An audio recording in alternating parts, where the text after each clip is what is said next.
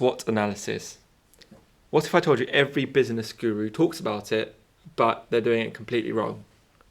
They're wasting their time, making bad decisions, missing out on real growth. In today's episode, we're going to fix that. Whether you've never heard of SWOT or you've done 100 of them, we'll show you how to do it properly and give you a real life example so you can use it in your business today. So this isn't just another boring business concept. A proper SWOT analysis could be the difference between struggling to grow your business and being the smartest decision of your business life. So let's get into it. Welcome to the Marketing Podcast for Local Businesses, where we provide local businesses in the UK with practical marketing advice to help them grow.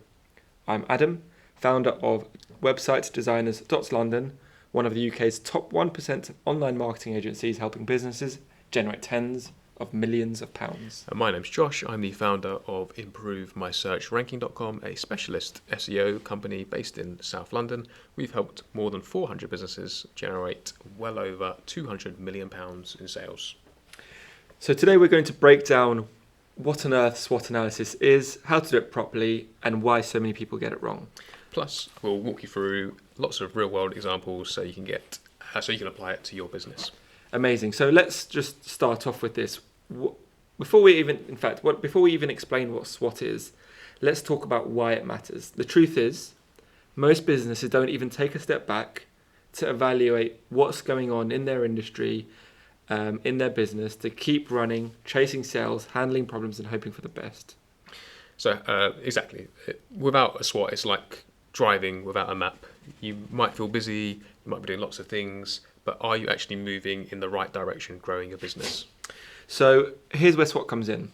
It forces you to stop, think about your business, what's working, what isn't, what opportunities you're missing, and what dangers could be approaching your business.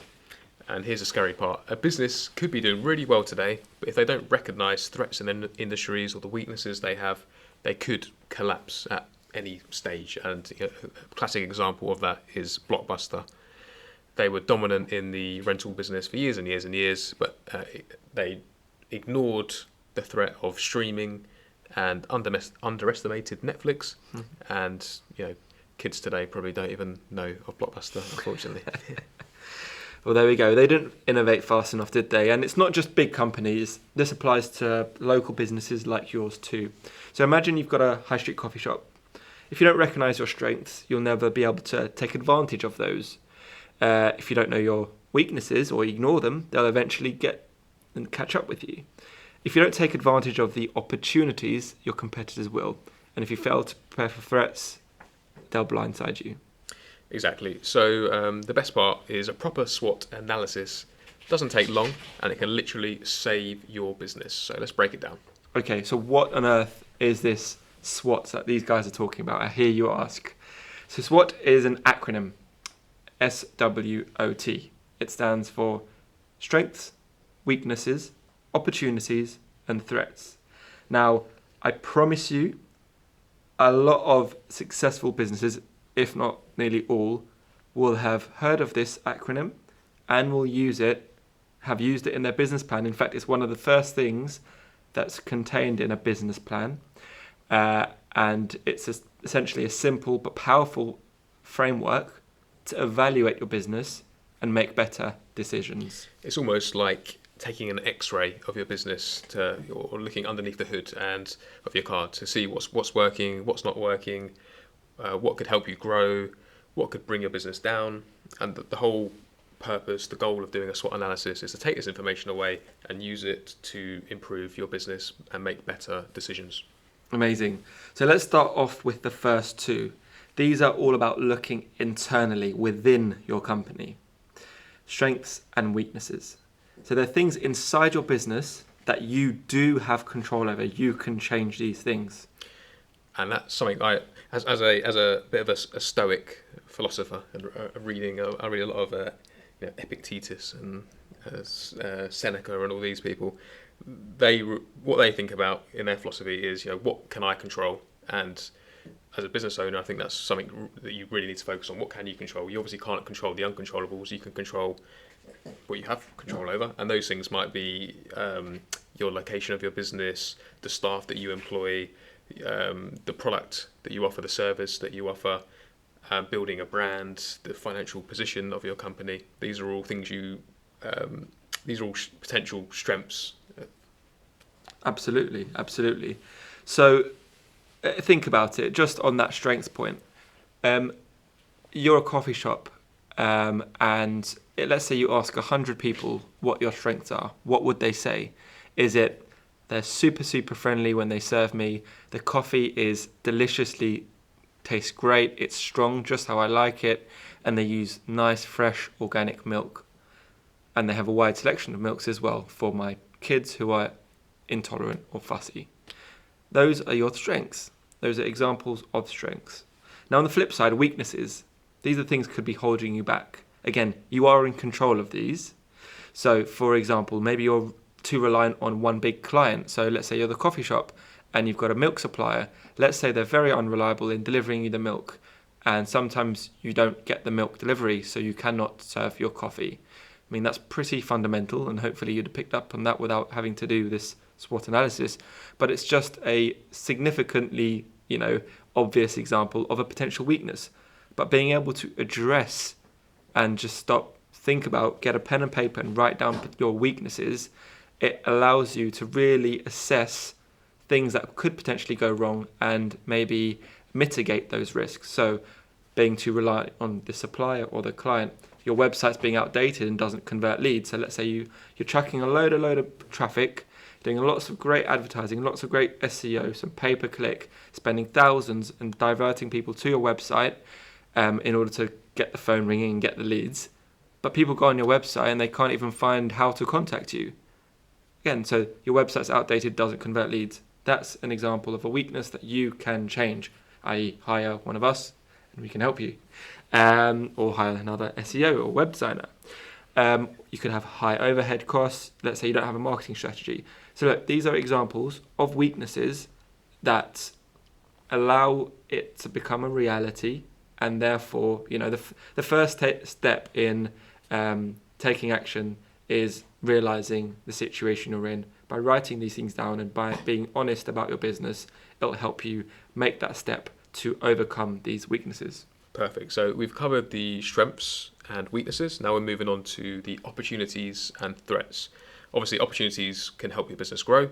Threats can help lead your business to failure. I'm not sure help is the right word, but yes, that's the nuts and bolts of it. So recognizing them early allows your business to stay ahead of the competition, to grow and not to fail, essentially. So these are external factors.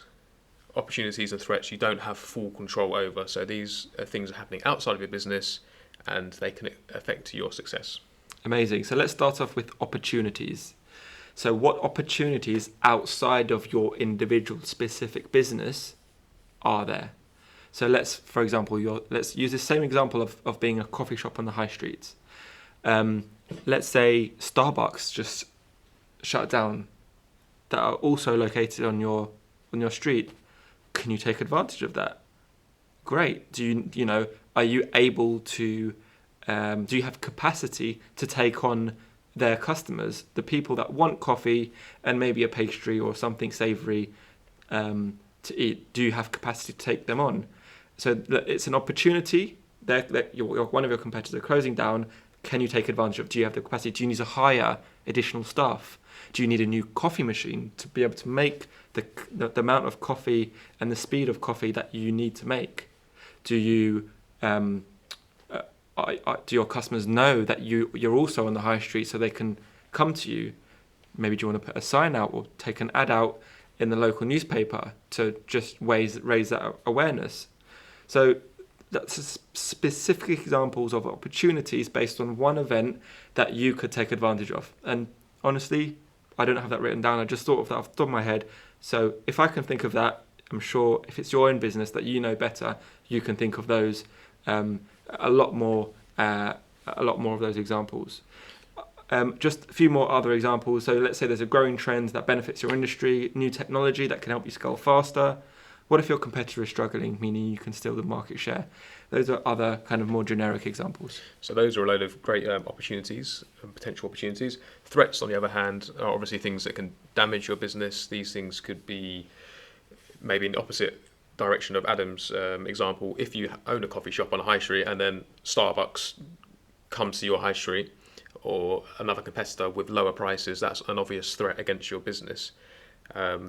Another threat could be the rising cost of raw materials, of energy, of your suppliers rising their prices, economic downturns, customers might have less disposable income, and changing laws that could make running your business more difficult if there's more rules and regulations. These are all threats that could impact your business.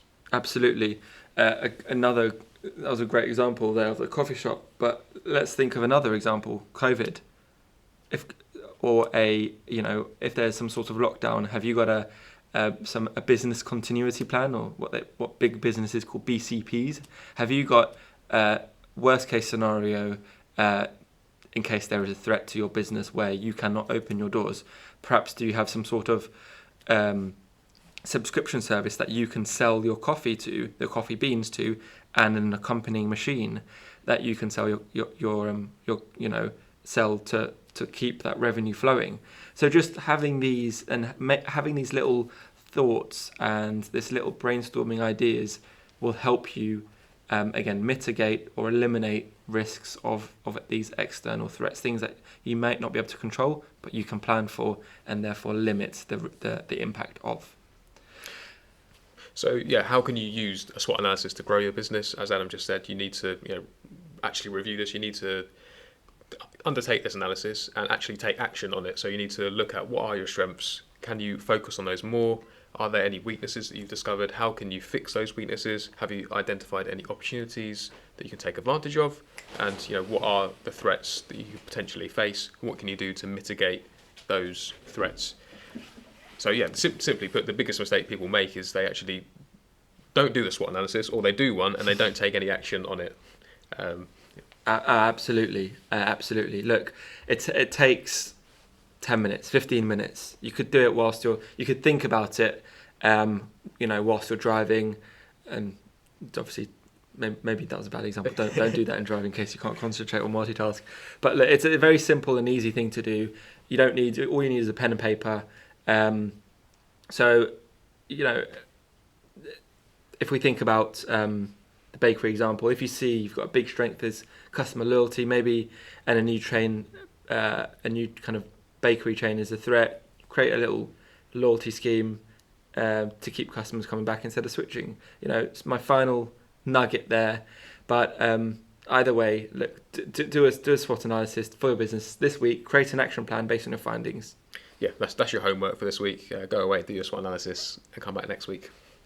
Amazing.